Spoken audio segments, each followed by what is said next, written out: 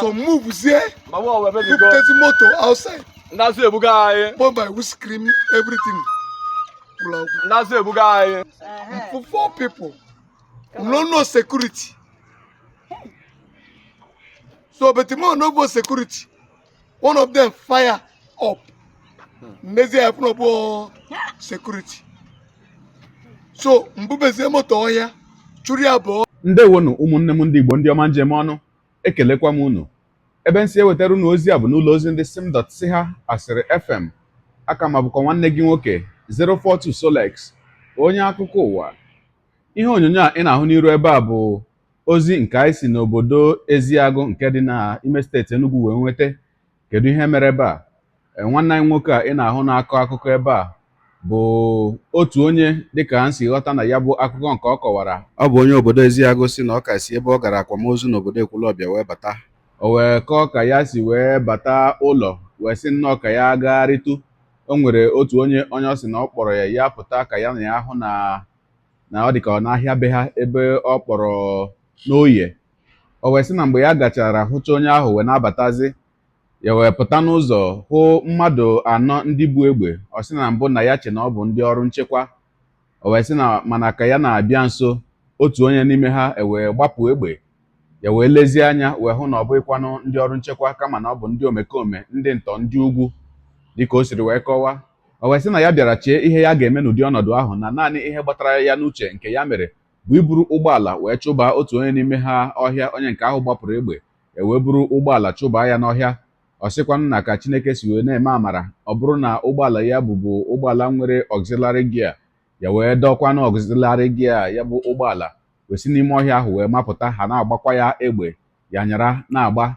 Ọ sị na otu ahụ ka Chineke nna si wee napụta ya n'aka ha bụ ndị omekome. Ogologo kwa dị mmanụ ka mgbede, ya mere ọ ga-aka maka iburu oche gị kpụdobe nso ma nọrọ ala ka anyị nyụ anya na ya bụ ihe onyonyo ma nụrụ n'olu nwanne anyị nwoke ahụ dịka ọ kọwara ka ya na ha bụ ndị ntọ si wee gaa n'ụzọ Olo nke dị n'ime okpuru ọchịchị Eziagụ na steeti Enugu. Ka m bịakwanụ. Okay. Apa mo water ezoba, water solar. Wana agara m akwamozu na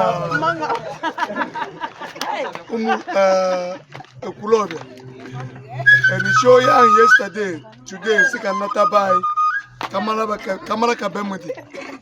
Rute my house. Ipu akwa yezenika. Sikam overman pomp some bioge. Ngaboge. Rute muna finish yes can not buy. But before then, any man information and the planet I got is olo. Any planet from the boy. So can we say bridge olo for 4 people? No security. So but the more no security. One of them fire up. Nezi have no security. So mbubeze moto oya, churi aboya. Ichu abazoya. Tango moto mbozurari. Ebe mbayere ntozo ozurari. Oya ka eweturu mi direct. Amazi we na emedi. So move there. Put the motor outside. But by we scream everything.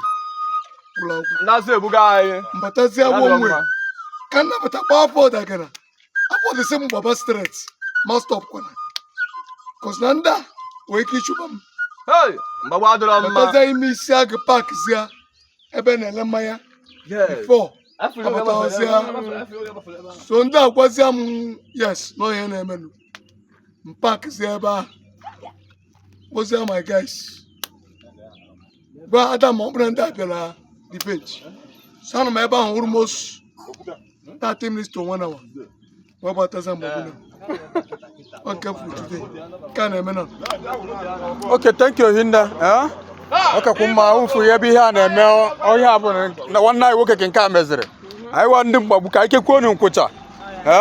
Wouldn't watch here by Noze. I know close to Beha Jozu there. Nuzola no ufu moto wana wa woke we scream ema ba kuzire and all Chineke me kuzire bele.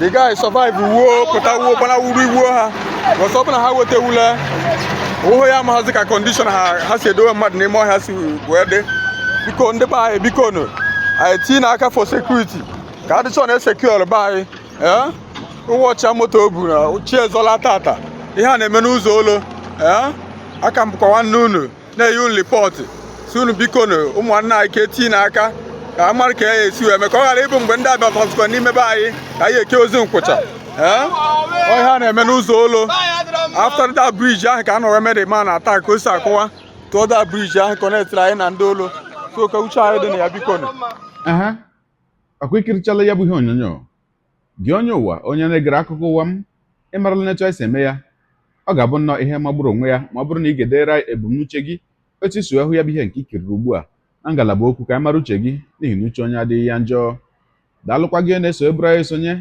ekelekwa gị ọ na-asị gị jide ka iji onye a sị ya jide ka o ji ịmara na nke o ji kacha mma ekpere m bụ na Chineke nna ga na-anọnyere gị ọpụpụ gị na mbata gị na-etinyere gị aka n'ezi ihe niile nke ị na-eme gị taa bụkwanụ mbụ ị na-ahụ ihe onyonyo anyị a sị gị nnọọ onye gị na ya ka nọkwa bụ 042 Solex onye akụkọ ụwa nyere akwụkwọ efere mba ụwa ya mere ọ bụrụ na ka m mere dị gị mma n'obi nwanne biko ọ bụ na Facebook na Instagram ka na-ahụ ihe onyonyo apịara m folo ọ bụ na YouTube ka ị na-ekiri ya bụ ihe onyonyo pịara m sọskraịb ya na mgbịrịgba anya n'akụkụ ka ị nwee ike na-enweta ihe onyonyo ndị ọzọ m ga na-ewetara gị n'ọdịnihu ọ bụ na Twitter ka ị hụrụ ya bụ ihe onyonyo pịara m folo ọ bụ na TikTok itikere m folo ma atọ ọkụma Igbo ndị ọma njem ọnụ Igbo mụrụ nze mụ ọzọ ekelekwa m unu onye asị na ọ ga na-adịrị unu niile mma o ise ngwanụ tụsara m ihe onyonyo a na-atụsara m ya bụ ihe onyonyo na-apịrị maka na share button ya mara gị mma onye nke m udo dịrị unu